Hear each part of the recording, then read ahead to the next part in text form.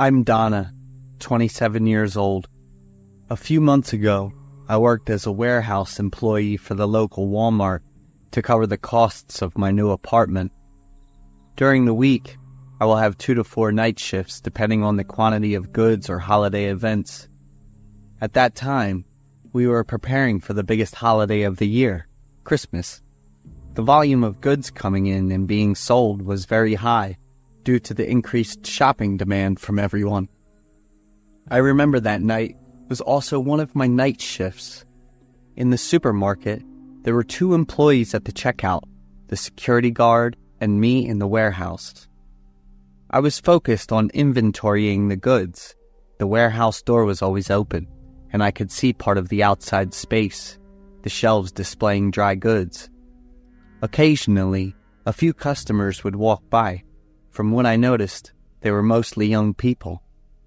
Around midnight, as sleepiness set in and my eyes felt tired from the numbers and product names, when I turned to look at the warehouse entrance, a shadow, something that quickly moved away when it realized I was looking in that direction. I wasn't sure. It could have just been an illusion caused by my tired eyes. After a few minutes of doing some stretches to relax my muscles, I returned to my work. Once again, that shadow flashed past my line of sight. I stood frozen for a few seconds, struggling between trusting and not trusting my intuition. "Erica!" I called out to my coworker, but there was zero response. I walked toward the warehouse door and looked around. There were 2 customers standing and choosing items. Must be that girl in the black dress. I must have just misseen it. Quickly returning to my work, as soon as I turned back to my spot, I jumped and let out a loud scream. At the entrance, a man in black was standing, his gaze piercing deep into my body. He was tall, dressed in black, and carrying a backpack that seemed to be filled with many items. I guessed he was around 40 to 45 years old. "Oh, hi, do you need any help?" I said, trying to suppress the panic I had just felt a few seconds before. His expressionless face gradually broke into a wide, empty smile, his eyes still staring directly at me, wide open and unblinking. Suddenly, I felt a chill run down my spine at that smile. Where are the kitchen knives kept?" the man asked me in a low, even tone. He left after I directed him to the section where the household items were displayed. I couldn't focus on my work again. After a moment, I looked back at the entrance, feeling as if someone was standing there, watching me.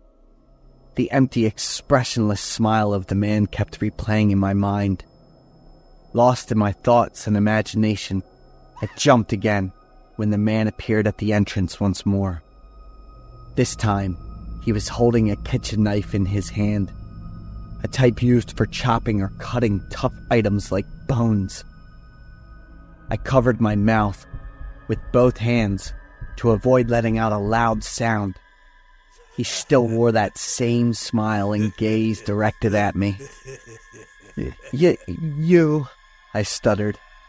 Suddenly, the man moved toward me. This time, his smile accompanied by a delighted laugh that grew louder with each step. "This is an area you shouldn't be in, sir," I asserted, my left hand searching the table for my phone. The sound of a hard object being slammed down on the table startled me. Looking back, he was just a few steps away from where I stood, with the backpack and the knife on the table. "This is something very interesting," he said, still smiling as he slowly unzipped the backpack. All of my focus was entirely on that strange man. I couldn't react, couldn't think. I completely forgot that I needed to escape or call for help. The items inside the backpack began to emerge. Not everything, but enough for my heart to race to the point of almost bursting. A somewhat round object with long brown strands began to show. It looked like hair. From the gap of the zipper, a panicked eye was wide open, the brown iris noticeably dilated. I began to breathe heavily, my eyes wide open, trying to gather as much visual information as possible. My gaze kept shifting between two specific points. One was the source of fear, the contents of the backpack, and the other was a potential escape route, the entrance. The man reached into the backpack with both hands. He was about to pull out the item inside. My mind started to race. I screamed at the top of my lungs, mapping out my escape route in my head, then closed my eyes and ran as fast as I could. I didn't want to, couldn't face the terrible thing he was about to pull out of the backpack. I screamed in the supermarket, my words coming out as garbled and interrupted cries for help, desperate to attract any attention. The security guard and a few customers, upon hearing me, quickly tried to calm me down and called the police. About 10 minutes later, 4 local police officers arrived.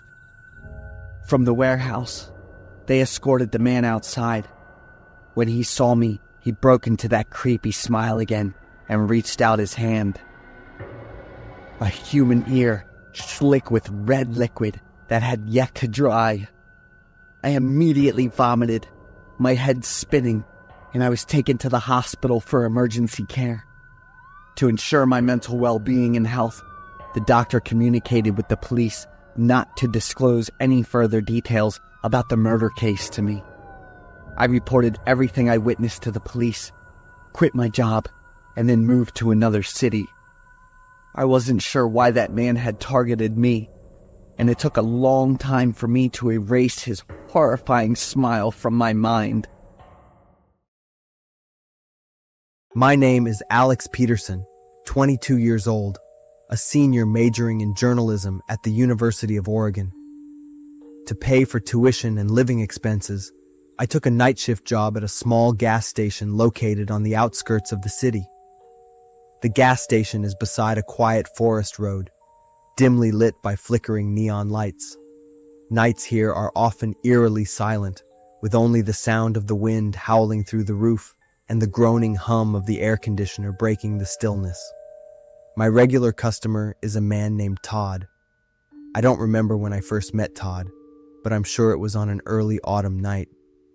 He walked into the store when the clock struck 2 a.m., tall, slightly hunched, with hair disheveled, as if it hadn't been combed in days. Todd's eyes were deep, carrying an indescribable sadness. Todd was not an easy customer. He just bought alcohol, paid, and left without a word or even a glance at anyone. At first, I didn't pay much attention. Todd was just one of the odd customers I encountered during my night shifts, but what caught my attention was his regular presence every night. Each time he came back, Todd seemed to look worse. His clothes wrinkled, his face gaunt, and one time I even noticed a long scratch on his arm. But the strangest thing was Todd's gaze, which always lingered on me a few seconds longer than necessary, making me uneasy. One night, I saw Todd standing outside the parking lot for a long time before coming into the store. He didn't do anything, just stood there, head down, as if talking to himself. My breath froze as I thought about the possibility that he might have a gun or do something dangerous. But Todd just came in, quietly bought alcohol, and left.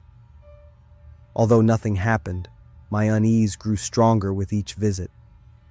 One stormy night, outside the wind howled, blowing fallen leaves and slamming against the gas station windows. The rain poured down in torrents, and lightning split the dark sky. I stood behind the counter, trying to finish an assignment on my laptop, the sound of the rain relentless in the background, when the gas station door suddenly swung open. Todd walked in, soaked to the bone, water dripping from his coat and forming a small puddle on the tile floor, which was oddly tinted red. This time, Todd didn't just buy alcohol as usual. He stood at the counter, his bloodshot eyes staring at me with an empty expression. "I've done something terrible," Todd said, his voice hoarse, almost inaudible. "I'll need a place to hide." My heart raced. I tried to stay calm and asked if he needed help. But Todd didn't answer. He just stared out the window, as if fearing something was chasing him. Then he quickly moved towards the back of the store, towards the bathroom. When Todd disappeared from sight, I realized my hands were trembling uncontrollably. I was about to call the police, but before I could dial, the entire gas station went dark. Everything was submerged in darkness. I quickly grabbed the flashlight from the counter and called Todd's name, but there was no answer.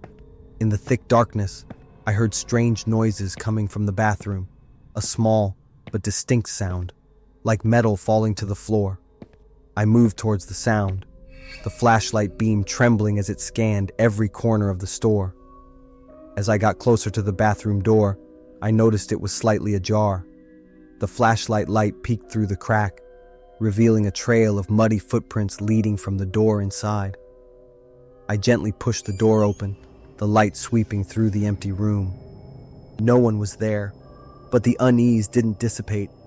It felt like someone was watching me from the shadows. Another noise rang out, and before I could turn around, a strong force shoved me to the floor. Todd was standing there, his eyes wild with panic and a crazed gleam. He held a metal rod in his hand. I screamed, trying to fight back, but Todd was stronger than I had thought. A sharp pain shot from my head as he swung the rod down. The last thing I saw before I blacked out was his twisted smile. Not the smile of a victor, but the smile of someone who had lost all humanity. When I woke up, everything was quiet. My head ached, and blood still trickled from the wound on my forehead. Todd was gone. I called the police and told them everything. They searched the gas station and the surrounding area, but found nothing except muddy footprints inside the bathroom. A few days later, the terrifying story was revealed. Through the news, I learned that Todd had killed his wife in a drunken rage the night before. Her body was found in a small house near the gas station, and Todd had managed to escape. I quit my job at the gas station soon after. Every time I think back, I can't forget Todd's wild eyes and that haunting smile. But what's even scarier is the thought that, out there, Todd is still free, and the darkness he carries continues to haunt a hidden corner of this world.